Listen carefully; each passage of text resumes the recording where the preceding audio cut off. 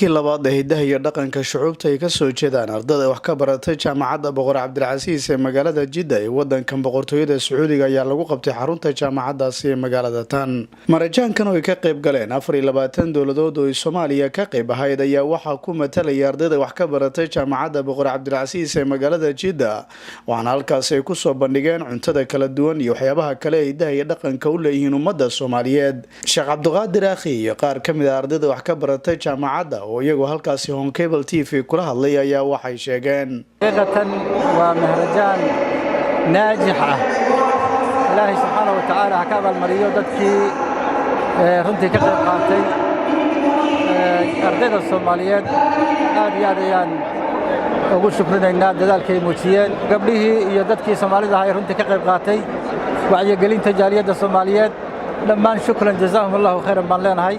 Soomaalida magaceedii bay muujiyeen, sharafteedii bay banaanka soo dhigeen. Waxaan ka soo qayb galnay barnaamijkan maharajaanka oo ay ku tartamayeen ka badan oo ka mid ah ardada dhigata jaamacadda Malik Cabdilcasiis.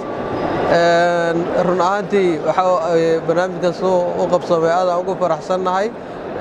Waxaan ka soo shaqeynay muddo gaaraysa 2 bilood annagoo rabnay halka ku soo bandhignay dhaqankeena qaybo badan oo uu ka kooban yahay sida alaabta idihiya dhaqanka noocyada cunooyinka waxaas oo dhan waa soo bandhignay. Marajaanka shucuubta ee jaamacadda Malik Cabdilcasiis ee qabanaysay waxaan rajaynaynaa annagoo ardada Soomaalida ee dhigata jaamacadda kaalin fiican oo muuqata inaan ka galno tartankan.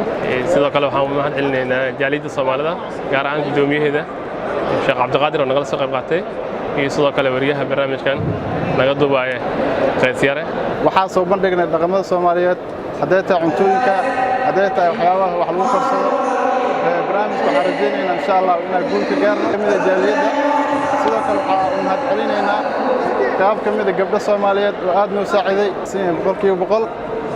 waxaa kale u mahad celinayaa wariyaha naga duubaya oo Home Cable TV aad u mahadsantihiin. Munaasabadaasi waxaa goobjoog ka ahaa Amir Bandar bin Sultan bin Cabdilcasiis ku xigeenka